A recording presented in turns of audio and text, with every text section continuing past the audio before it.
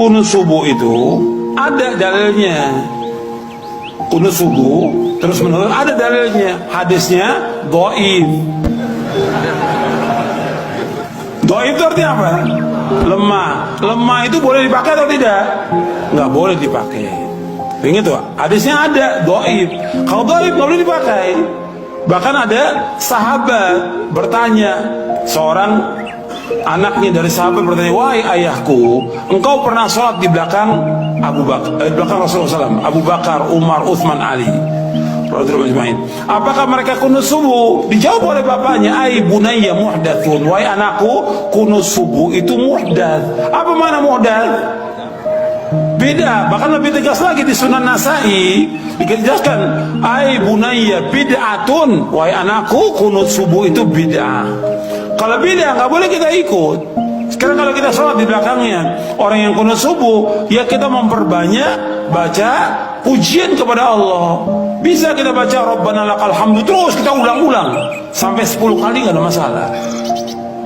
Bahkan Nabi pernah baca li rabbil hamdu li rabbil hamdu li rabbil hamdu li rabbil hamdu terus sebanyak-banyaknya. Bab saat itulah saat memuji kepada Allah. Mereka kunut, biarkan mereka kunut, kita baca pujian kepada Allah, jangan ikut kunutnya dia. Tapi kalau dia sujud wajib ikut karena kita bermakmum dengan imam. Nggak boleh kita menyalahi imam. Tapi ketika dia berbuat beda nggak boleh kita ikut bedanya. Jelas? Kemarin banyak persoalan tentang kunut. Kunut itu bid'ah katanya Ustaz. Begini. Anda boleh punya pendapat, tapi Anda jangan lupa ada ragam pendapat dari para ulama. Maaf ibu bapak sekalian, keterangan hadis kunut itu bid'ah terdapat di hadis ada An-Nasai, ada juga di Al-Bukhari. Turunkan semua hadisnya. Anda tahukah Anda periwayat hadisnya itu juga kunut? Imam An-Nasai mazhabnya Syafi'i, beliau kunut. Imam Al-Bukhari mazhabnya Syafi'i, beliau kunut. Saking objektifnya, beliau riwayatkan tentang sahabat yang tidak kunut.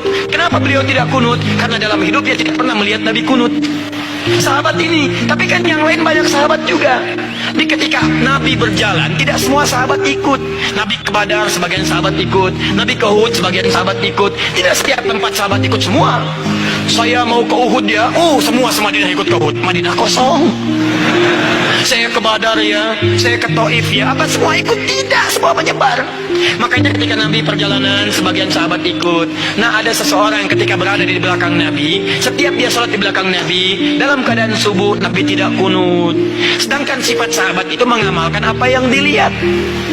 Jadi yang dia lihat itu yang diamalkan.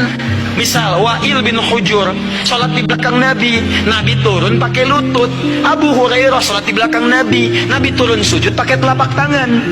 Walaupun keduanya tahu riwayat itu, tapi mohon maaf, mereka mengamalkan apa yang dilihat. Wa'il pakai lutut, Abu Hurairah pakai telapak tangan.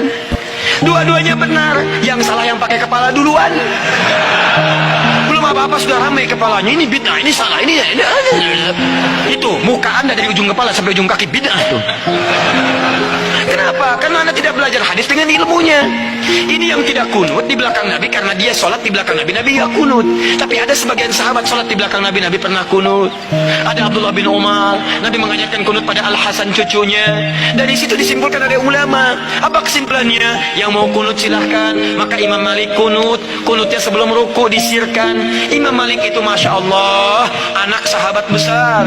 Anas bin Malik, lahir anaknya Malik bin Anas, 93 Hijrah, lahirnya di Madinah, tumbuh di Madinah, besar di Madinah, jadi mufti di Madinah, wafat di Madinah, dikenal dengan Imam Madinah, Darul Hijrah, Imam Madinah. Imam Madinah kunutnya sir.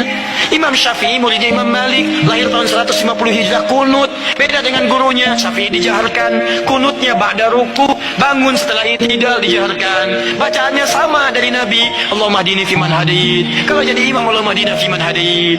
Imam Abu Hanifah wafat tahun 150 Hijrah, memilih yang tidak kunut, ngambil hadis sahabat yang tadi. Karena kata beliau asalnya tidak kunut. Ada kejadian di Bir Maunah, Nabi kunut, setelah itu tidak kunut lagi. Maka disimpulkan kunut itu menurut saya tidak ada.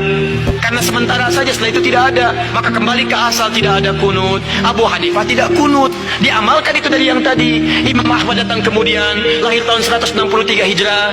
Imam Ahmad muridnya Imam Syafi'i, Syafi'i muridnya Imam Malik. Imam Malik masa yang sama dengan Imam Abu Hanifah. Wafatnya duluan Abu Hanifah. Apa yang terjadi dengan Imam Ahmad? Kata Imam Ahmad, saya ambil yang pertengahan, tengah-tengah saja. Ini kunut jahar, ini tidak kunut. Saya ambil tengah-tengah. Apa tengah-tengahnya? Nabi kunut saat ada peristiwa besar membutuhkan doa. Sebelumnya tidak kunut. Saat ada peristiwa itu beliau kunut. Setelah itu tidak kunut lagi. Menurut pemahaman Imam Ahmad bin Hanbal. Maka saya simpulkan kunut itu saat ada peristiwa besar saja yang butuh doa. Peristiwa besar butuh doa namanya nazilah. Maka dikenal dengan kunut nazilah. Tapi hebatnya Imam Ahmad dengan Imam Syafi'i tidak ada masalah. Salat di belakang Imam Syafi'i beliau kunut. Imam Syafi'i salat di belakang Imam Ahmad beliau tidak kunut. Imam Syafi'i datang ke tempat Imam Abu Hanifah. Imam Abu Hanifah sudah wafat. Ketika beliau memberikan ilmu di tempatnya, kemudian diminta jadi imam saat subuh, beliau tidak kunut. Selesai itu kata muridnya, "Ya Imam, kenapa Anda tidak kunut?" Kata Imam Syafi'i, "Saya menghormati pendapat di tempat Imam Abu Hanifah yang tidak kunut." Luar biasa. Imam besar, ahli fikih, imam madhab, ahli hadis, paham hadisnya, tidak ada masalah. Antum bukan imam besar, jadi makmum kadang-kadang, Quran belum hafal, hadis belum tahu, Masya Allah, gara-gara masalah kunut, pada tidak ke masjid.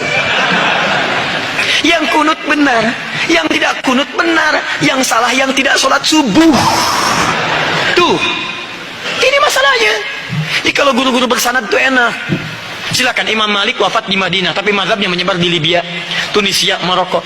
Jadi kalau antum ingin melihat mazhab ahli Madinah dulu, prakteknya di Libya, prakteknya di Maroko, prakteknya di Tunis. Tiba-tiba datang orang sekarang yang tidak tahu ilmu mengatakan, Masya Allah, lebih bagus orang Madinah dibanding dengan orang Libya. Dipecah-pecah kita di situ. Padahal dua-duanya bagus. Madinah sekarang mazhabnya Ahmad bin Hanbal, datang belakangan. Yang dipraktekkan di Madinah dulunya mazhab Imam Malik, datang Imam Syafi'i, dipraktekkan Imam Syafi'i. Sekarang, maaf, yang pimpin itu mengambil mazhab Imam Ahmad bin Hanbal, dipraktekkan di dalamnya, dipraktekkan mazhab Imam Ahmad bin Hanbal. Kalau Anda ingin melihat Madinah tempo dulu, pergi ke Libya, pergi ke Tunisia, pergi ke Maroko, pergi ke Aljazair, itulah mazhab Imam Malik di sana. Kalau ingin melihat kekinian, pergi ke Saudi, ada di Ummul Qura, ada di Madinah, ada sekitarannya mazhab Imam Ahmad bin Hanbal. Kalau ingin Imam Syafi'i, pergi ke Mesir, pergi ke Syria. Kalau ingin lihat Imam Abu Hanifah, pergi ke mana? Ke Pakistan, ke India, sebagian Cina.